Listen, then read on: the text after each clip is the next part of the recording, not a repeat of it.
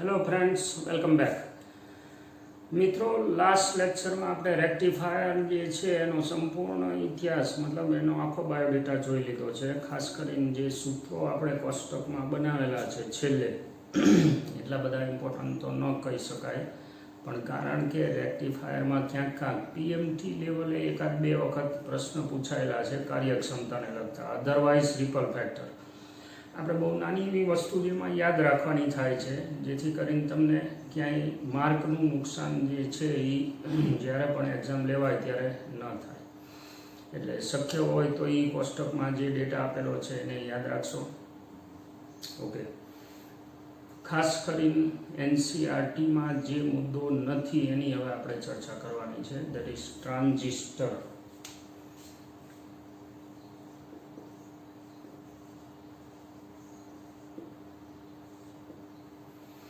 એટલે એકચ્યુઅલમાં જે છે એનું ટ્રાન્સફર ઓફ રેઝિસ્ટન્સ એવો મતલબ થાય છે, અવરોધોની ફેરબદલી. એકચ્યુઅલમાં 3 વૈજ્ઞાનિકોએ 1948માં બેલ લેબોરેટરી જે છે, બેલ ટેલિફોન લેબોરેટરી, એમાં આનું સંશોધન કરેલું છે. બાર્ડેન, વોલ્ટર અને શોકલે, આ 3 વૈજ્ઞાનિક જેમને નોબેલ પ્રાઇઝ પણ મળેલું છે આના માટે. અને ટ્રાન્ઝિસ્ટર છે સાઇઝ એની મગના દાણા જેવી, પણ છતાંય તે ટ્રાન્ઝિસ્ટરની શોધ પછી ઇલેક્ટ્રોનિક ક્ષેત્રે ક્રાંતિ આવી ગયેલી છે.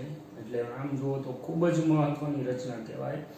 અને અત્યારે આપણે પાયાના જે મોટાભાગના કહેવાય ને ઇલેક્ટ્રોનિક્સ ઇન્સ્ટ્રુમેન્ટ જે છે એ બધા જ ઇન્સ્ટ્રુમેન્ટ માટે આ જે વસ્તુ છે એ ખૂબ જ મહત્વની છે. આપણે પાયાથી મતલબ એકડેથી ટ્રાન્ઝિસ્ટરને સમજશું છે એમ્પ્લીફાયર સુધી. હવે ટ્રાન્ઝિસ્ટર બેઝિકલી છે શું? 2 જંક્શન ડાયોડ, આપણે જે ડાયોડ ભણેલા છીએ એમાં 2 જંક્શન ડાયોડ છે, એને કલેક્ટ કરી નાખો તમે, ભેગા કરો તો જે રચના બને એને ટ્રાન્ઝિસ્ટર કહેવાય. 2 પી ટાઈપ સેમિકન્ડક્ટર અથવા 2 એન ટાઈપ સેમિકન્ડક્ટરની વચ્ચે થર્ડ ટાઈપ સેન્ડવિચ કરવામાં આવે એટલે ટ્રાન્ઝિસ્ટર બને. અને એ દ્રષ્ટિએ ટ્રાન્ઝિસ્ટરના 2 પ્રકાર છે, એનપીએન ટ્રાન્ઝિસ્ટર અને પીએનપી ટ્રાન્ઝિસ્ટર. બે જોઈ લઈએ આપણે. સાદી રચના પહેલા અહીંયા મૂકી દઉં છું.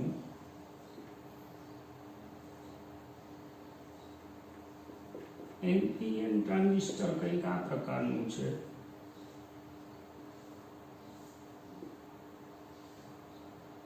પીએનપી ટ્રાન્ઝિસ્ટર આ પ્રકારનું છે.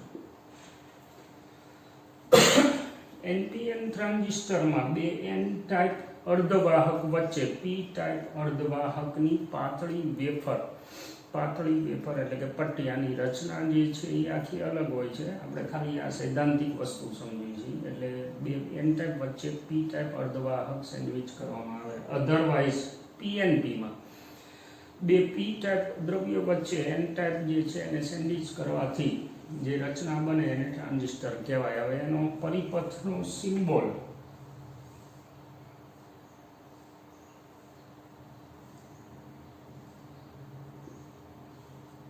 આ રીતનો છે, ગોળ ચકેડું. બંનેમાં ખાલી ટાઈપ જે છે એમાં અહીંયા એરો છે એ આ બાજુ આવે અને આમાં એરો આ બાજુ આવે. હવે તમે જ્યાં એરો મૂકો છો એને એમીટર કહેવાય. આ જે છે એ એમીટર છે, મતલબ કે આવડું. પછી વચ્ચે જે ભાગ છે એને બેઝ કહેવાય. સેન્ડવિચ કરેલો ભાગ એટલે આ બેઝ છે બંને માટે. અને ત્રીજો ટર્મિનલ જે વધે છે એને કલેક્ટર કહેવાય.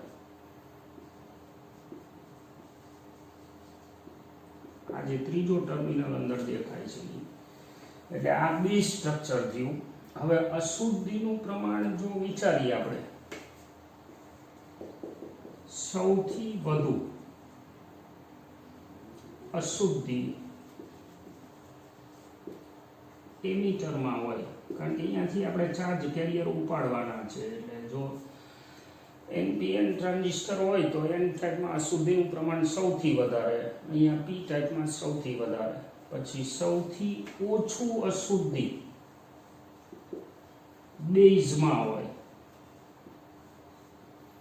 આ જે ભાગ છે એમાં અશુદ્ધિનું પ્રમાણ છે એ સૌથી ઓછું રાખવામાં આવે છે. સાઇઝની દ્રષ્ટિએ વિચારીએ તો કલેક્ટર જે છે એની સાઇઝ સૌથી વધુ છે, બાકી આકૃતિમાં દેખાય છે. અને મસ્ત રીતે આપણે ટેક્સ્ટબુકને થિયોરિટિકલ ભણતા હોય તો બહુ વધારે પડતી ડિટેલમાં જઈ, પણ ટ્રાન્ઝિસ્ટર માટે આટલું કાફી છે. આ એનો સર્કિટ સિમ્બોલ એનપીએનમાં એરો બહાર આવશે અને જ્યાં તમે એરો લગાડો છો એને એમીટર કહેવાય. પીએનપીમાં એરો અંદર જશે, જ્યાં એરો લગાડો છો એને એમીટર કહેવાય. બાકીના બે ટર્મિનલમાં વચ્ચે જે આવે છે એ બેઝ અને એ સિવાય third one is collector. Okay, હવે આ કામ કઈ રીતે કરે એની સાદી કાર્યવિધિ પહેલા સમજી લઈ.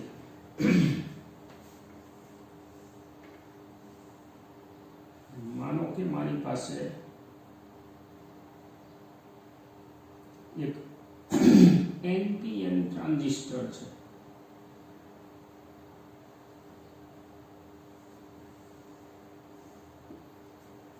એન વિભાગ, પી વિભાગ, એન વિભાગ. હવે જ્યારે આના જંક્શન ફોર્મ થતા હોય ત્યારે અશુદ્ધિનું પ્રમાણ છે એ એમીટરમાં આપણે વધારે રાખેલું છે. આ એમીટર છે, આ બેઝ છે અને આ કલેક્ટર છે. સૌથી વધુ અશુદ્ધિનું પ્રમાણ ક્યાં છે? એમીટરમાં. તો અહીંયા જંક્શન જે રચાય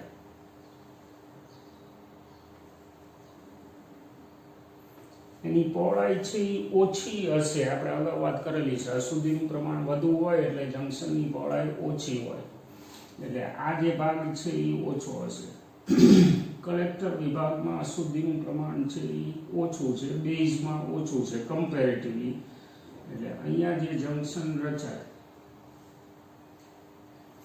એ જંક્શન માટે જાડાઈ છે એ થોડીક વધારે હશે. આ રીતના જંક્શન ફોર્મ થયેલા છે આપણી પાસે. હવે અહીંયા કોણ છે? મેજોરિટી ચાર્જ કેરિયર ઇલેક્ટ્રોન છે. એટલે આ જગ્યાએ જંક્શન સાઈડ એન વિભાગ તરફ ધનભાર એકઠો થવાનો જંક્શનમાં. આ બાજુ પીમાં ઋણ. પછી એ જ રીતે આ બાજુ અહીંયા ધન ભેગો થશે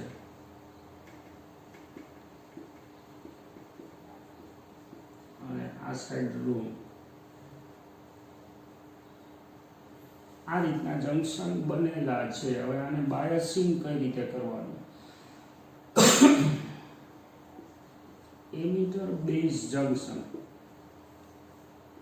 ટ્રાન્ઝિસ્ટરને એક્ટિવ કરવા માટે એમીટર બેઝ જંક્શન હંમેશા ફોરવર્ડ બાયસ અને કલેક્ટર બેઝ જંક્શન એટલે કે કલેક્ટર જંક્શન છે એ હંમેશા રિવર્સ બાયસ જોઈએ.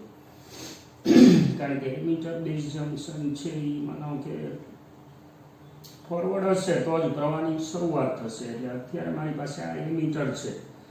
એક સાદી સૈદ્ધાંતિક આકૃતિ દોરી તો આ રીતનું થયું. આ એમીટર જંક્શન બેઝ મેં ફોરવર્ડ કર્યું અને જનરલી VEE અથવા તો VDD બેટરી કહેવાય, બેઝ બાયસિંગ અથવા એમીટર બાયસિંગ.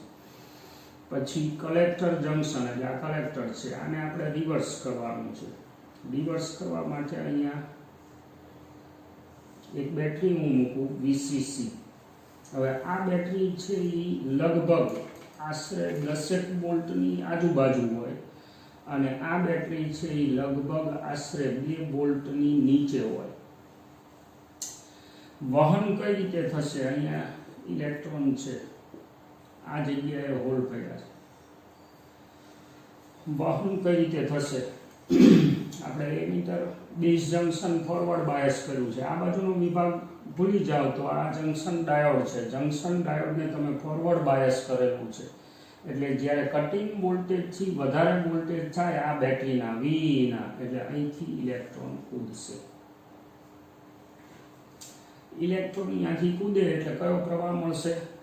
ડિફ્યુઝન પ્રવાહ મળશે. ખાસ ધ્યાન રાખજો. હવે એ ડિફ્યુઝન પ્રવાહ મળે તો બેઝમાં અશુદ્ધિનું પ્રમાણ છે એ ખૂબ જ ઓછું રાખેલું છે, આશરે એમીટર કરતાં 5%. એટલે એમીટરમાં 100 અશુદ્ધિ હોય તો અહીંયા 5 અશુદ્ધિ છે. એટલે એવું થાય કે જે ઇલેક્ટ્રોન કૂદે છે એ એક હોલ્ટ મારશે, ક્યાં બેઝમાંના હોલ સાથે સંયોજાય, પણ કેટલા? 5%. હવે આ જે છે એ રિવર્સ બાયસ છે. અહીંયા જુઓ તો આ બાજુનો ધનભાર છે એ બાકીના 95%, એટલે 5% અહીંયા હોલ્ટ મારે અને બાકીના 95% ઇલેક્ટ્રોન છે એને કુદાડી દેશે આ બેટરી. એટલે આપણે આ મોટી રાખી છે કે ખેંચીને એને બહાર લઈ લેશે. હવે એ બહાર લે એટલે અહીંથી તમને જે પ્રવાહ મળશે એ પ્રવાહ આ બાજુથી થઈ અને એટલે કે ઇલેક્ટ્રોન જે કૂદ્યા 95% એ આ બાજુના વિભાગમાં આવી અને પ્રવાહની રચના કરે. હવે જે મેઇન પ્રવાહ કૂદ્યો છે અહીંથી ઇલેક્ટ્રોન, રૈવાજિક દ્રષ્ટિએ બોલી તો એને આઈ પ્રવાહ કહેવાય, એમીટરનો પ્રવાહ. પછી અહીંયા જંક્શન મળે છે, ઓલા બેઝમાં જે 5% ઇલેક્ટ્રોન સંયોજાય છે હોલ સાથે, એ આ બેટરીની અસર હેઠળ ખેંચે અને બહાર નીકળે, જેથી કરીને પ્રવાહ જે છે એ ઊંધો આવશે, ઇલેક્ટ્રોન બહાર નીકળે છે. એટલે પ્રવાહ જે છે એને અંદર બતાવીએ આપણે તો બાકીનો પ્રવાહ જે છે એને આઈસી કહેવાય. તો કિર્ચોફના નિયમ પ્રમાણે I is equal to IB plus IC થાય. નંબર 1, કોઈ પણ ટ્રાન્ઝિસ્ટર હોય NPN કે PNP, આ એની સામાન્ય કાર્યવિધિ થઈ. એમીટરમાંથી મેજોરિટી પ્રવાહ કૂદશે, જે પ્રવાહ કૂદે છે એનો અમુક અશુદ્ધિના પ્રમાણના આધારે અમુક પ્રવાહ છે એ બેઝમાં સંયોજાય, બાકીનો પ્રવાહ છે એ કલેક્ટરની મોટી બેટરી દ્વારા ખેંચાઈ જાય. એટલે જ આપણે આને રિવર્સ પ્લસ મોટી રાખેલી છે. આકૃતિમાં દેખાય છે, વિદ્યુત ક્ષેત્રોના સ્વરૂપ દેખાય છે, એથી આ વસ્તુ તમને ઝડપથી મગજમાં ઉતરશે. હવે તમે જુઓ આનો ફાયદો શું? એક આ બ્રાન્ચ છે તમારી પાસે, એક આ બ્રાન્ચ છે અને આ એક બ્રાન્ચ છે. તમે ગમે તે એક જગ્યાએ હળી કરો તો 3 જગ્યાએ ડિફરન્સ પડશે. ધારો કે તમે આઈમાં ફેરફાર કરો, આ તો આપણે ડાયરેક્ટ બેટરી મૂકેલી છે, અવરોધ નાખી અને તમે અહીંયા કોઈ કંટ્રોલ કરો પ્રવાહને, તો એ ફેરફાર સીધો 2 જગ્યાએ જશે. એટલે ઓલા ડાયોડમાં શું થતું હતું કે ભાઈ ઇનપુટ આઉટપુટના જ સંબંધો મળતા હતા, પણ અહીંયા ટ્રિપલ સંબંધો મળશે. અને જે કન્ડક્શન થાય છે, માની લો કે આ ડિફ્યુઝનનો થયો અને આ ડ્રિફ્ટનો પ્રવાહ થયો, એટલે એક ફોરવર્ડનો પ્રવાહ છે, બીજો રિવર્સનો છે. અથવા એવું કહી શકાય કે બંને પ્રકારના ચાર્જ કેરિયર વહનમાં ભાગ ભજવે છે. કયા? માઇનોરિટી અને મેજોરિટી ચાર્જ કેરિયર બંને જગ્યાએ, અને એટલે ટ્રાન્ઝિસ્ટરને બીજેટી કહેવાય છે. Bipolar junction transistor, bipolar junction transistor. આ સામાન્ય વાત થઈ. હવે ટ્રાન્ઝિસ્ટરની કેરેક્ટરિસ્ટિક, મતલબ કે એનો સ્વભાવ છે એ આપણે ઓળખી લઈએ, કઈ રીતે કાર્ય કરશે. સામાન્ય રીતે એક બીજી વસ્તુ આપણે જોઈ લઈ કે એક છેડો અહીંથી નીકળશે, એક છેડો અહીંથી નીકળશે અને એક છેડો અહીંથી નીકળશે, એટલે ટોટલ 3 છેડા નીકળે. જ્યારે આપણા કનેક્શન મોટા ભાગના જે હોય ને એ બધા પેરિંગમાં હોય છે. પેરિંગમાં એટલે શું કે ભાઈ કનેક્શન છે એ ડબલ લેખે હાલે. આપણા પ્લગે આપણને ખબર છે, તો આમાં કોઈ એક ટર્મિનલને શોર્ટ કરવો પડે, મતલબ કે 3માંથી ગમે તે એક બાકીના 2 સાથે જોડવો પડે. અને એ દ્રષ્ટિએ ટ્રાન્ઝિસ્ટર જે છે એના 3 ભાગ પડે છે, CE, CB અને CC. કોમન એમીટર, પછી કોમન બેઝ અને કોમન કલેક્ટર. આ ત્રણેયના પરિપથ આપણે જોઈ લઈએ ખાસ.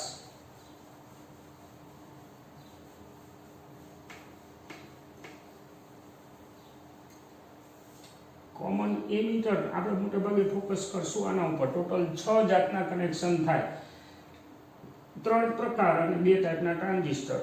આપણે દોરતા શીખી જઈએ એટલે બાય ચાન્સ કદાચ કોઈ એવી કન્સેપ્ચ્યુઅલ વસ્તુ પૂછે તો વાંધો ન આવે. માનો કે હું આ એક ટ્રાન્ઝિસ્ટર બતાવું, આ કયું થયું NPN, 12 એરો જાય છે એટલે હવે મારે એમાં આ મોડ દોરવો છે, કોમન એમીટર. પહેલી વસ્તુ, ટ્રાન્ઝિસ્ટર ચાલુ કરવા માટે તમારે શું કરવાનું છે તો કે એમીટર જંકશન છે એને ફોરવર્ડ બાયસ અને કલેક્ટર જ્યાં હોય એને રિવર્સ બાયસ. આ કાયમી ધોરણે યાદ રાખવાનું, તો જ ટ્રાન્ઝિસ્ટર એક્ટિવ મોડમાં આવે એટલે કે ચાલુ થાય. તો આ એમીટર છે એને મારે ફોરવર્ડ કરવાનું છે. આ કોણ છે? NPN. બેઝ છે એ P ટાઈપ છે, આ N ટાઈપ છે, એને મારે ફોરવર્ડ કરવાનો છે. આ ફોરવર્ડ થઈ ગયો. આ બેઝની બેટરી એને VBB અથવા VEE કહી દે. કલેક્ટર, આવડું આ કલેક્ટર છે, આ બેઝ છે અને આ એમીટર છે. તો કલેક્ટરને રિવર્સ કરવાનું છે. રિવર્સ મતલબ N ટાઈપ છે એને મારે ધન આરે જોડવાનું છે એટલે આ કનેક્શન થઈ ગયું. હવે એમાં તમે જુઓ અહીંથી પ્રવાહ નીકળશે IE. આ બાજુ કયો ગયો? બેઝનો પ્રવાહ. આ બાજુ કયો જાય છે? કલેક્ટરનો પ્રવાહ. કયો છેડો કોમન થયો? બે બાજુ બેઝ અને કલેક્ટર બાજુ કોમન થાય છે એમીટરનો છેડો, એટલે આને કોમન એમીટર કહેવાય. માનો કે હું આકૃતિ જે છે એ આવી રીતે દોરું. આ કોણ છે? એમીટર. NPN ટ્રાન્ઝિસ્ટર છે આ એમીટર, આ બેઝ છે અને આ કલેક્ટર છે. હવે મારે એમીટરને ફોરવર્ડ કરવાનું છે એટલે આ ફોરવર્ડ થઈ ગયું. N ટાઈપ ઋણ સાથે N ટાઈપ ઋણ સાથે આ ફોરવર્ડ થઈ ગયું એમીટર જંકશન. કલેક્ટર જંકશન છે એને રિવર્સ કરવાનું છે. આ કલેક્ટર જંકશન રિવર્સ કરી દીધું. કયો છેડો બે બાજુ કોમન આવે છે? બેઝ, એટલે આ થયું આપણું કોમન બેઝ કનેક્શન.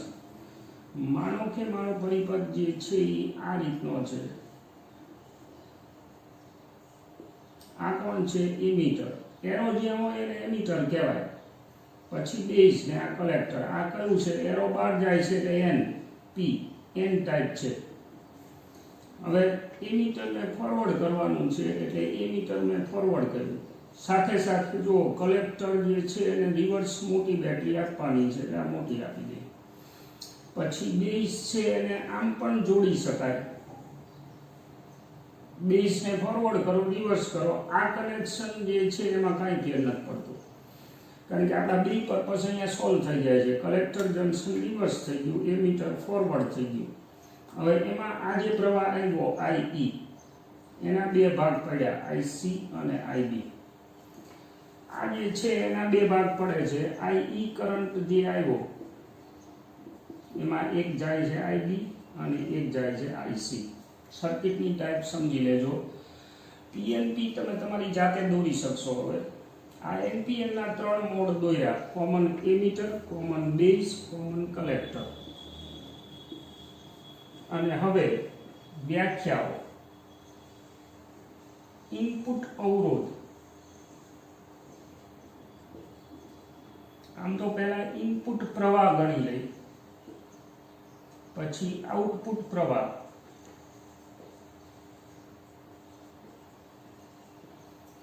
આ બેની વ્યાખ્યા દરેકમાં સમજી લઈ. યાદ રાખવાનું, ઇનપુટ પ્રવાહ કોને કહેવાય અને આઉટપુટ પ્રવાહ કોને કહેવાય.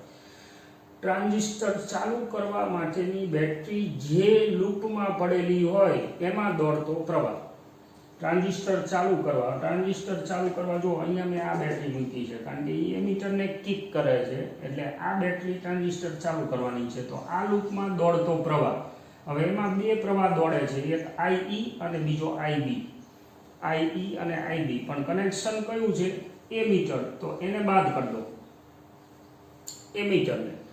તો બાકી જે વધે છે એને ઇનપુટ પ્રવાહ કહેવાય. એટલે અહીંયા ઇનપુટ પ્રવાહ છે IB. પછી બાકીના લૂપમાં દોડતો પ્રવાહ છે એને આઉટપુટ કહેવાય.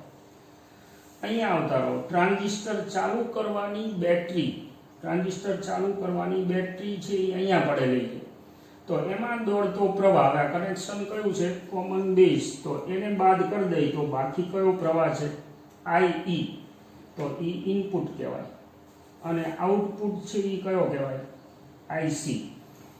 અહીંયા ઉતારો, ટ્રાન્ઝિસ્ટર ચાલુ કરવાની બેટરી ક્યાં પડેલી છે? આ જગ્યાએ. ખાસ ધ્યાન રાખજો, સમજો. આ બાજુ એવું નથી વિચારવાનું. ટ્રાન્ઝિસ્ટર ચાલુ કરવાની બેટરી એ મીટર સાથે કનેક્ટેડ ક્યાં છે? અહીંયા. તો આમાં દોડતો જે પ્રવાહ છે એને ઇનપુટ કહેવાય. પછી ઈ સિવાયનો લૂપ, હવે અહીંયા ઓલો સી છે એને બાકાત કરી દેવાનો છે, તો ઈ સિવાયનો જે પ્રવાહ છે એને આઉટપુટ કહેવાય. પ્રવાહ ગેઇન ત્રણેય પરિપથમાં જો તમે વિચારો તો પ્રવાહ ગેઇન જે છે એ આઉટપુટ બાય ઇનપુટ કહેવાય. કોઈ પણ ગેઇન શબ્દ આવે, પ્રવાહ gain, voltage gain, power gain, એટલે આઉટપુટ બાય ઇનપુટ થાય. તો આમાં કેવો આવશે પ્રવાહ ગેઇન? Output by input. આમાં કેવો આવશે? સીસી માં આઉટપુટ બાય ઇનપુટ, અને અહીંયા આઉટપુટ બાય ઇનપુટ. આને આપણે બીટા તરીકે ઓળખી છીએ NPN માં, આને આપણે આલ્ફા તરીકે ઓળખી છીએ અને આને ગેમા તરીકે.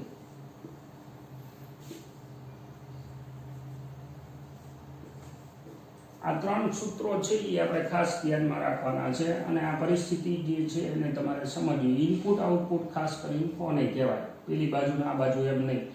ફરીથી એકવાર, ટ્રાન્ઝિસ્ટર ચાલુ કરવાની બેટરી જ્યાં પડેલી છે એ લૂપમાં કોમન સિવાયનો જે દોડતો હોય એને તમારે ઇનપુટ કહેવાનો છે. ઓકે, દેખાય છે જો બીટા જે છે એ ગ્રેટર ધેન 1 આવશે. હમણાં આપણે શું લખ્યું હતું? IE is equal to IC plus IB. તો IC નાનો છે અને IB 5% જ છે. 5% એટલે IB જનરલી છે ને માઇક્રો એમ્પિયરના ક્રમમાં હોય અને બાકીના બે જે છે એ મિલી એમ્પિયરના ક્રમમાં હોય. કારણ કે ઓલો હાવ ઝીણકો એવો પ્રવાહ છે એટલે એ ગ્રેટર ધેન 1 આવશે. આલ્ફા છે એ લેસ ધેન 1 આવશે. દેખાય છે જો, આ બાપા છે ને આ દીકરો છે, અને આ તો દીકરાનો દીકરો છે એટલે ગેમા મચ લેસ ધેન 1 આવશે. એક સંબંધ યાદ રાખજો, beta is equal to alpha 1 minus alpha. ઘણા બધા સૂત્રોમાં આની જરૂર પડશે, આલ્ફા અને બીટા વચ્ચેનો સંબંધ. આ બહુ એટલું બધું ઉપયોગમાં નથી આવતું એટલે એનું બહુ ટેન્શન ન લેતા. ઓલા PNPના 3 કનેક્શન જાતે દોરવાનો પ્રયત્ન કરજો. એમાં ઇનપુટ આઉટપુટ કઈ રીતે મળે છે એ વ્યાખ્યાઓ ધ્યાનમાં રાખજો. હવે આપણે ટ્રાન્ઝિસ્ટરની કેરેક્ટરિસ્ટિક સમજવી પડશે, એટલે એના માટે અત્યારે તો આપણે હોલ્ટ મારી, પણ આના ઉપર વધારે ફોકસ કરજો. પરિપથ અને બીજું, પરિપથ દોરવા કઈ રીતે એનું મહત્વ નથી, મેં કન્સેપ્ચ્યુઅલી તમને સમજાવેલા છે. છેડો ક્યાંથી કેવી રીતે જોડવાનો છે, પછી માથા ઊંધા જતી હોય એની યાર કોઈ લેવા દેવા નહીં. એટલે ખાસ અભ્યાસ આ કરજો, મગજમાં રાખજો. ફરીથી મળતા રહીશું. અત્યાર પૂરતું થેન્ક યુ ફોર વોચિંગ.